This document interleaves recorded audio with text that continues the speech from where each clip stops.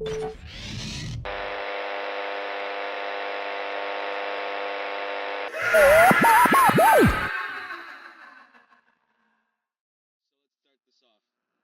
like to introduce yourself and what platforms can we reach you on?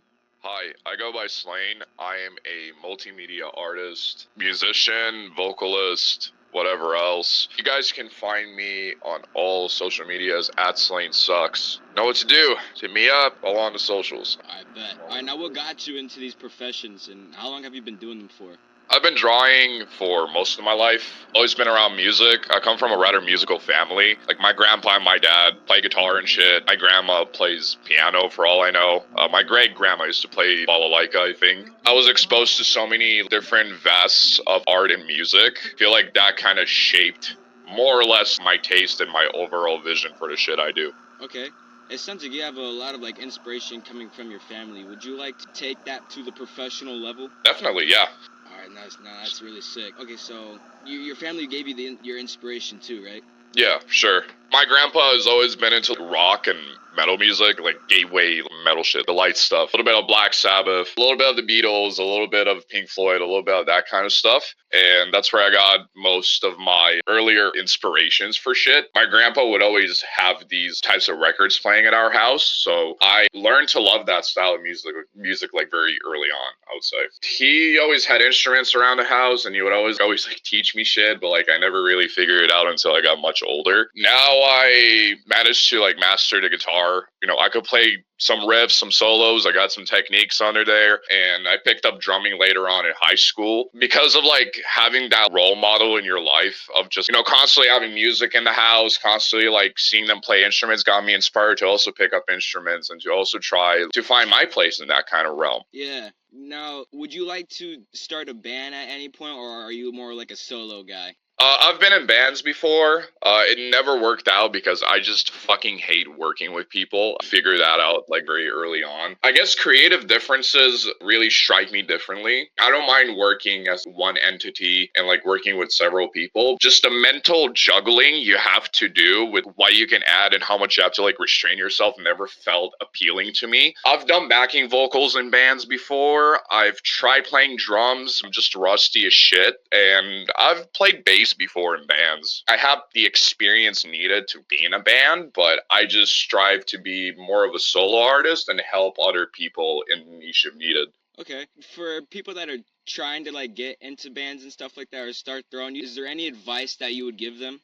Build chemistry, make sure you know each other for a long period of time to make sure like the chemistry fits in. Play cover songs, it's pretty great for building band chemistry, and once you guys feel like you guys are confident with that, you guys can go ahead and start writing like original material. I have always preferred to try do covers first because it builds everyone's chemistry and time together. Later on, writing original material could be rough in some areas, but just fucking jam and just figure it out. That's like my best advice that I could give to anyone that might want to start a band, at least from my personal experience. That's how I've handled it. That's how I've always managed it. And it's always good to also have like discussions with your bandmates regarding like how do you want your band to sound like, influences, aesthetics, where you can perform. Is also another thing. Like go do gigs, go play shows, try to like rehearse as much as possible to try like to be the best band you can. I've watched this small little YouTube documentary today about Cannibal Corpse, which like bland death metal at this point, but like they kind of like brought that chemistry early on and they've managed to achieve such like notoriety and such a huge status by just being fucking tight as shit. Yeah. Like as much as people like to say Cannibal Corpse, bland as shit, they're like one of the tightest fucking death metal bands out there. You know, when stuff doesn't work out, they weren't scared of changing that shit. Like when they kicked Chris Barnes out, he was starting to slack off and do his shit with 6 feet under. They took a risk. They kicked him out, brought in Corpse Grinder, which he was like well experienced prior in the niche. You know, they succeeded even more with it. So don't be afraid of taking risks. Max case, if something doesn't work, you know, you can always try something different. Try again, you know, with different things that you think might work, might not work. It's always good to test yourself in these kinds of areas and see the best outcome could be. I guess could be my way of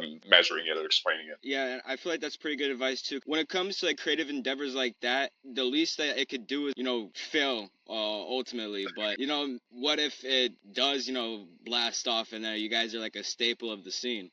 You never know unless you try. Yep, definitely. And be original. Like, being original is like the most important priority you can have. I'm learning it more and more as I'm branching out and shit. Although my roots are technically in hardcore punk and extreme metal music, I make rap music for like the most part, but I'm not scared of like experimenting and trying to find my own niche. Early on, like, I started basic cloning bones and like Lil Peep to try to like find a basic foundation for myself. And then later on, now as I'm like continuing to work on it, I'm figuring out that there's other sounds that I'm interested in that I'm not afraid of exploring. I fuck with black metal heavy. I made a fucking black metal album with 4 tracks in it that is fucking 30 minutes long, I think, something like that. Yeah. And I'm working on other sounds that I'm influenced by. So the more dynamic and versatile you are, and the more influences you pull from, and the more you can do your best to like shape your own sound, I think that's what makes a great artist. Because I've noticed that in this industry in particular, there's a lot of people that are like people pleasers, and I would rather much see like newer artists take the risk and try something that's never been explored before. I've done it fairly recently, man. I mean, I fucking fused like Tanzelcore and trap production together, which I know that like the people behind Tanzelcore are like pieces of shit, right? But like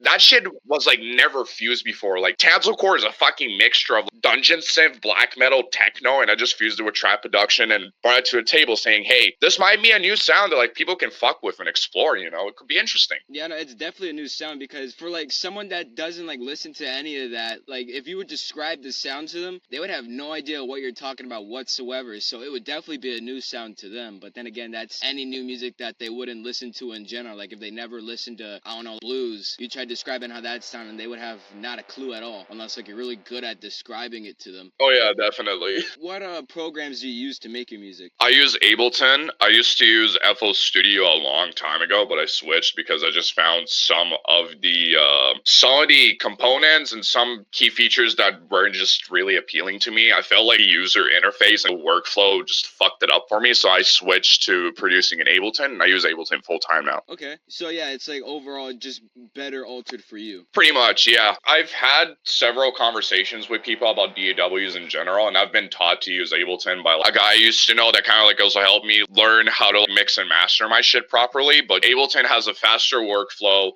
It has some key features in it that I just feel like are more appealing to me. When it comes to how I make my music, I have to make my music in one sitting. I can't fucking sit on a project for days and months. I have to get in, get out, or else I'm never fucking touching it again. So having a program like Ableton where workflow is fast, it just comes out of me naturally in a way. It just comes out fast. It comes out sleek. I kind of know what I'm doing. So I'm like, boom, bang, track is out. And I can shit out tracks like pretty easily. But like, I would rather just make a bunch of them and see which ones are like the most unique or which ones I could feel like they could go somewhere. So that's kind of how I sort my shit out whenever I produce. Okay, yeah, so it's like more straightforward. You technically is straightforward. It just boils down to personal preference, in my opinion. Okay. Yeah, and I'm gonna write this down because I'm still trying to find a DAW myself, because I'm stuck with the almighty GarageBand and BandLab, and I've seen some good stuff from those. I mean, Lil Peep was nothing but BandLab, and he blasted off, but if you don't really know what you're doing, like me, you can't really do much from them. So that brings me to my next question. For someone that's trying to like make music, what do you think that they should understand first that will like help them later on? Accepting any like form of criticism, I would say. Like, anything that like you might think will help you from like a technical knowledge, just take it and just like do your best to improve upon it. Always examine what you're doing and always try to see if what you're doing might be polarizing or interesting. Because I've met certain musicians in this niche, and I've seen numerous musicians in this niche just sound like this guy or this guy, or are just not willing to take criticism. And I've met some people in real life that just wouldn't be able to acknowledge that fact, that they would just be in their own little box, I guess. And you have to step out of that box constantly. Don't get comfortable with like one sound, or don't get too comfortable just like making the same shit over and over again and not improving upon it. Because not taking criticism is like the worst thing that you can do for yourself, because you're boxing yourself out of like potential doors that could be open for you. This would be my advice. Okay, I would agree with that too as well. For your projects, what has been the most difficult one for you to do? I would say Wrath was the most difficult project for me to do. Primarily because of the circumstances that I had to face whilst making it. Obtaining features, producing, getting the overall idea straight, and also getting cover art done, which I originally wanted to commission artists to do it, but it kind of didn't work out, so I just figured, well, fuck it, I'm gonna just illustrate it myself. So getting that entire album done was just insanely difficult to do. I nearly scrapped it 4 to 5 times. There was one song in there that took 8 months to make because the original artist I was supposed to have on it had some really weird allegations come up against him, which later on were like resolved. But like I got like 3 more people on it, and like the song was finished, and I was relatively happy with it. And like the reception towards Wrath was fairly positive, I would say. So I would say Wrath was definitely like the most difficult album for me to make. Okay. Now, you ever thought about like making a B-side for uncompleted tracks or something like that? I'm a bit of a picky dude when it comes to my unfinished shit. Sometimes I post unfinished shit, but like it's not on official streaming services or whatnot. But definitely having like that B-side tape of unreleased tracks or like demos could be really fucking cool. I've considered that in the past, but I just have such a large back catalog in my vaults. I think it will take several days to dig out maybe a couple tracks to compose to an entire record, but that could definitely be an interesting turn in my opinion. Okay, cool. So that's something that we could probably look forward for you, right? Yeah, definitely. Alright, nice. Alright, so where do you get your ideas from? Like, alright, yeah, let's do this. Let's make this. Where do you get your ideas from? Honestly, I dig through endless places for inspiration. I mean, I fucking dig through Spotify or SoundCloud, or I just fucking put up YouTube videos and I would hear little bits and samples from the stupidest fucking places you could imagine. I would fucking watch Minecraft, how is it called? ARGs, I think they're called. Yeah, like Minecraft Yeah. ARG videos, and I would hear like snippets of that shit, and I would just be like, that is fucking hard. I gotta like sample it, put it on beat, fucking open up OBS, record that little snippet, because I'm not YouTube to MP3 the entire fucking video. You got me fucked up. Yeah. Put that shit at Ableton, make a fucking beat or make an entire song out of it, and I'm done. And shit, I mean, I also dig through like, random recommendations on YouTube. That's where I find most of my inspiration. I found this like one fucking guy called Omar Hound, and his entire shtick is he archives vibration music, and sometimes he has tracks and cover arts and photos where you just don't know where the fuck they came from. And I look at that and that inspires me, you know, just shit like that, just digging and finding like real niche shit and bringing it forward to a broader audience, I feel is what drives me to continue doing what I'm doing. Pushing the shit that I'm interested in towards like other people saying, hey, this could be fucking cool. Dig into it. Why not, you know? Yeah. Like, just try it out. Definitely. Alright, now, is there any artists you like to collaborate with in your scene? Or just in general? I'm an extremely picky dude when it comes to collaborating with people. I have dream collabs, but I don't know how feasible they are, to be honest. There isn't anybody in particular that I'm interested in collabing with in the near future that is, like, kind of big. The only people that, like, I might want to look forward to collabing with in the near future is Drip 133 and Mana, because I've expressed interest to them in DMs. I have to pay a bit of a hefty price for both, but like I feel like it would definitely be worth it. And I kind of wanted a cosign from Drip for ages because Drip's a fucking cool producer, dude. I can't lie. Okay. So yeah, no, this seemed like it would be an investment. Definitely an investment, and definitely an opportunity for me to actually like work with some people I was interested in for a while, especially Drip. Mana is interesting. I've kind of gotten into him recently, and I found his style to be very cool in particular. But I would have to put both of these aside for now until I'm like more financially stable enough to purchase these features or like these beats from them or like whatever, you know? Now, if you weren't doing this, what would you be doing?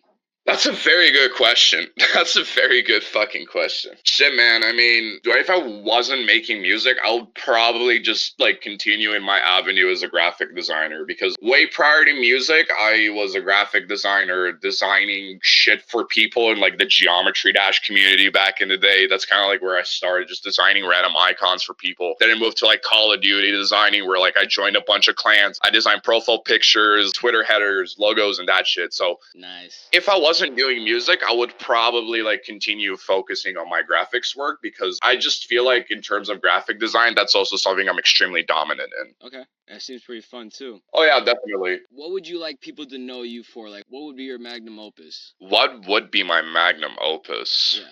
Good question.